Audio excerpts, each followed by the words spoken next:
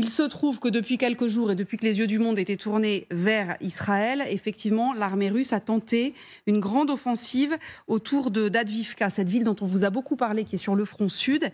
Et Nivin Potros, cette offensive était importante, mais il semblerait bien qu'elle soit un échec total, en tout cas pour l'instant, pour l'armée russe. Exactement, c'est le moins que l'on puisse dire. Alors juste pour vous resituer la ville d'Avivka, on est à une dizaine de kilomètres au nord de Donetsk. C'est donc ici que s'est déroulée une grande opération de l'armée russe qui a commencé il y a une semaine maintenant, mardi dernier, plus précisément. Et selon le maire de la ville, il s'agit de l'action offensive la plus importante dans le secteur depuis le début de la guerre, voire même de l'une des plus grandes offensives russe de ces derniers mois sur l'ensemble du territoire. Les Russes n'ont pas lancé une attaque, mais une dizaine d'attaques coordonnées depuis plusieurs points. Vous voyez, on vous a placé des flèches juste ici. On parle d'une dizaine d'opérations simultanées avec plusieurs milliers de fantassins mobilisés, mais également une centaine de chars et de véhicules de combat, des avions également. Une opération d'envergure qui théoriquement devait se solder par la prise très rapide de la ville par les Russes, sauf que les choses ne se sont pas du tout passées de la sorte. Regardez par exemple cette vidéo, on voit un véhicule militaire russe être détruit et des vidéos comme celle-ci, il en existe des dizaines et des dizaines sur les réseaux sociaux. Pourquoi ? Bien tout simplement parce que l'armée russe a été tout simplement décimée avec des pertes extrêmement lourdes. On parle de dizaines et des dizaines de véhicules qui ont été détruits. Alors selon le décompte qui a été fait d'Ocean Technical, qui a décortiqué l'ensemble des vidéos disponibles sur les réseaux sociaux, en 48 heures, les 48 premières heures de cette offensive, la Russie a perdu 33 blindés, 15 chars, 13 pièces d'artillerie, 14 fourgonnettes, 6 camions, soit l'équivalent d'un bataillon de blindés. Les pertes humaines sont également extrêmement lourdes. Kiev parle d'une centaine de morts russes. Le bilan il est très probablement lourd aussi côté ukrainien, car les Russes ont eu recours à des munitions incendiaires. Alors évidemment, aucun des deux camps n'a ni confirmé ni infirmé ce bilan. L'armée russe reconnaît des gains dans la région, tandis que Volodymyr Zelensky a tweeté un message de soutien pour dire que l'armée ukrainienne tient encore la ville, et c'est effectivement le cas. L'armée ukrainienne tient encore ses positions grâce à plusieurs avantages. D'abord, des avantages géographiques. Depuis 2014, la ville est totalement fortifiée. Les Ukrainiens sont parvenus à la reprendre des mains des séparatistes. Ils ont installé des mines tout autour de la ville, et ces mines, justement, elles ont permis à l'armée ukrainienne de se défendre. L'armée ukrainienne qui a également bénéficié du soutien de drones de reconnaissance qui ont permis tout simplement de cibler très précisément le matériel russe qui sera ensuite, grâce à des tirs d'artillerie, détruit. La situation, elle reste quand même compliquée, elle est très loin d'être stabilisée. Le maire le reconnaît lui-même. La ville, la situation elle est très tendue, car les Russes tentent toujours d'encercler la ville, tenter de prendre la ville d'Avivka. Alors l'objectif des Russes, quel est-il ? Il y en a plusieurs. Le premier, ça peut être tout simplement de protéger Donetsk, d'éviter que les Ukrainiens, pourquoi pas, lancent une offensive vers le sud, même si cette piste elle est peu crédible. L'autre lecture possible, c'est que l'armée russe tente de déstabiliser l'armée ukrainienne en la forçant à repositionner certaines de ses unités pour protéger, pour tenir justement la ville, au moment où justement Kiev est en train d'enregistrer certains gains autour de Bakhmout.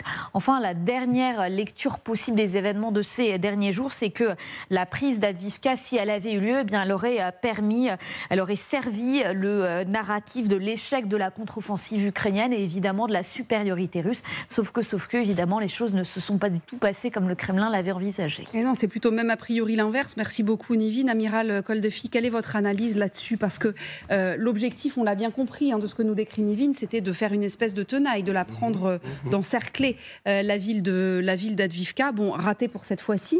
Après, ça ne veut pas dire que les Ukrainiens n'ont pas souffert. Effectivement, on n'a pas de bilan d'ailleurs, côté ukrainien. Non, mais en plus, en tout cas, moi, je n'ai pas d'informations particulières sur les moyens déployés et les objectifs qui étaient assignés. J'ai vu que pour reprendre cette position, il faut faire une offensive aéroterrestre. Ça n'a pas toujours été le cas de combiner les moyens aériens et les moyens terrestres dans l'armée russe. Je ne sais pas ce que les avions qu'on voit là au-dessus de qui sont représentés au-dessus de Donetsk. Côté de Donetsk, ouais. Non, mais enfin, la représentation des avions a donné. Donc si on est dans un combat de chars et d'infanterie mécanisée, il y a peu de chances que ça avance et ça va être la boucherie. Voilà. Mais moi, j'ai pas assez d'éléments pour en parler. Ce qui est intéressant, peut-être, c'est que les Russes ne semblent pas avoir appris aussi vite qu'on le pensait, à pas avoir été en échec. Ils ont appris certaines choses, mais peut-être que les tendances lourdes reviennent, hein, comme la culture, le secret, un mode de commandement très vertical. Peut-être que ça revient. On pouvait penser qu'ils allaient, j'allais dire, se moderniser dans leur mode de commandement, dans leur façon de combattre. Visiblement, je connais pas bien le terrain, là, parce que je suis pas allé. C'est pas le cas. Donc, je ne dirais pas un échec quand même.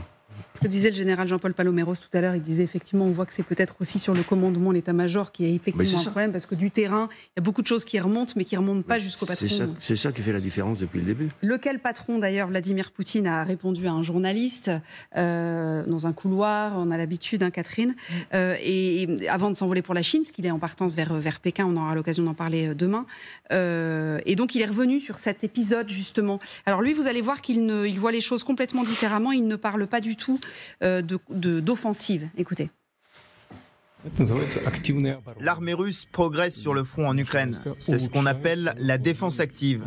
Nos troupes améliorent leur position dans la quasi-totalité de cet espace assez vaste. Cela concerne les zones de Kupiansk, Zaporijjia et Avdiivka. C'est de la défense active. Bon, ben voilà, comme ça. C'est une question de rhétorique. Pour ceux qui n'avaient pas compris, Vladimir Poutine est là pour nous éclairer. Ce qui est évident, c'est que les Russes, avec la météo dont on sait à quel point elle va se dégrader rapidement, en plus durant effectivement la période où le monde entier avait les yeux tournés vers Israël, les Russes ont dû espérer que justement ils allaient enfin marquer un point ils auraient important. pu capitaliser. Voilà, ça n'a pas été le cas. Et que oui, ça n'a pas été le cas et que peut-être que l'occasion ne se représentera pas très rapidement. Mais c'est parce que aussi Vladimir Poutine fait cette déclaration avant de partir en Chine, où évidemment il ne veut pas apparaître comme étant le loser de l'affaire. Et puis il est en train de se réinvestir dans ce qu'on expliquait par rapport à Gaza et toutes les questions qui allaient bien au-delà de cela. Il essaie de réinscrire la Russie justement dans une solution entre guillemets au Proche-Orient. Donc pour lui, c'est aussi un moment important. Repositionnement. Guillaume, vous êtes d'accord ?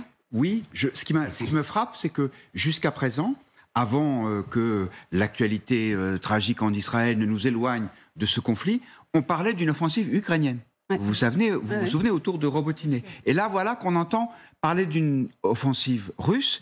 Et j'ai l'impression que dans les deux cas, ces offensives ne sont pas concluantes. Et en fait, les Russes vivent peut-être ce qu'ont vécu les Ukrainiens il y a quelques semaines, c'est-à-dire le fait que ce front, il est tellement armé, il est tellement protégé qu'il est aussi enlisé et il y a sans capacité ni d'un côté ni de l'autre de l'emporter de façon décisive sur l'autre camp. C'est ce que disait aussi le général Paloméros tout à l'heure quand il disait en fait Vladimir Poutine il a besoin de gagner quelque chose avant que tout ça ne s'enlise définitivement.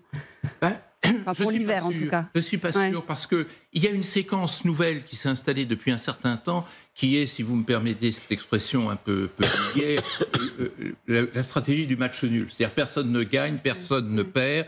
Personne ne recule vraiment, personne n'avance vraiment. Mais est-ce que c'est pas, en fait, une stratégie plus politique que militaire, cela ?